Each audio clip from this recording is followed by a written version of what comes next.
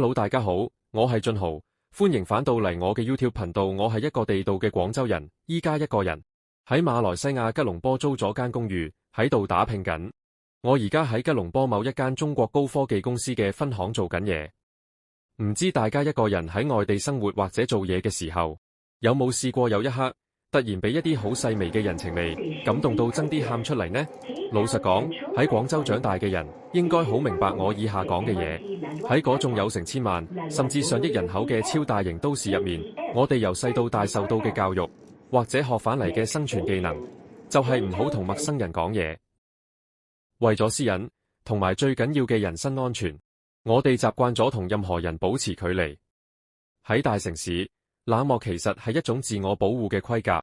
如果喺街度有人無啦啦嘅請你食嘢或者送嘢俾你，我哋第一反應一定係行開，拒絕，唔好理，因為好驚係騙局或者碰瓷。所以我搬嚟呢度之後，雖然隔離鄰居係本地嘅大馬華人家庭，平時見到面都會好熱情咁對我笑打招呼，但我內心深處依然有一道無形嘅牆隔住咗。直到有一日，呢道牆俾人送咗一碗又熱又滾嘅雞湯，徹底嘅打破呢個局面。嗰日我放工返到屋企，成個人攰到攤喺梳化度，突然間門口傳嚟一陣敲門聲，我心諗邊個呢？又無外賣app通知，我喺呢度冇乜朋友，除咗同阿 Maxwell 係拍檔兼老友。我帶住防備心打開條門罅一睇，原來係住喺我隔離70多歲嘅本地華人 Auntie Margaret。嗰一刻，我成個人真係當場呆咗。因為 Auntie Margaret 雙手捧住一個好精緻嘅沙煲，裏面係一碗啱啱熬好，仲冒住煙，好香好香嘅藥材雞湯。Auntie 一見到我，完全冇等我反應，就用非常之親切，帶有少少大馬口音嘅廣東話同我講：哎呀，靚仔，知你一個人喺大馬做嘢，父母又遠在廣州唔喺身邊，邊有人煲湯俾你補下身體啊？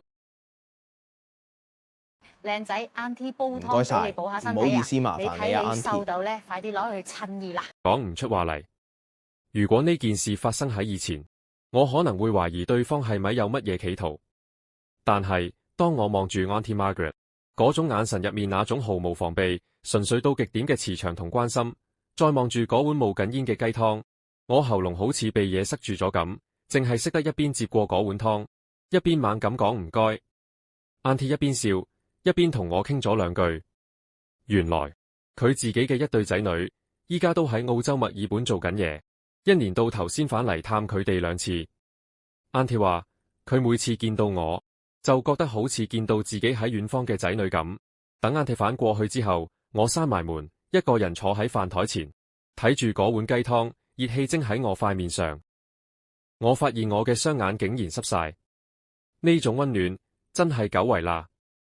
喺一個完全陌生嘅國家，一個同我毫無血緣關係嘅Auntie竟然用一碗湯俾咗我一種屋企人先有嘅溫飽同安全感。大城市教我嘅防備心喺呢一刻輸咗俾大馬最純樸嘅人情味。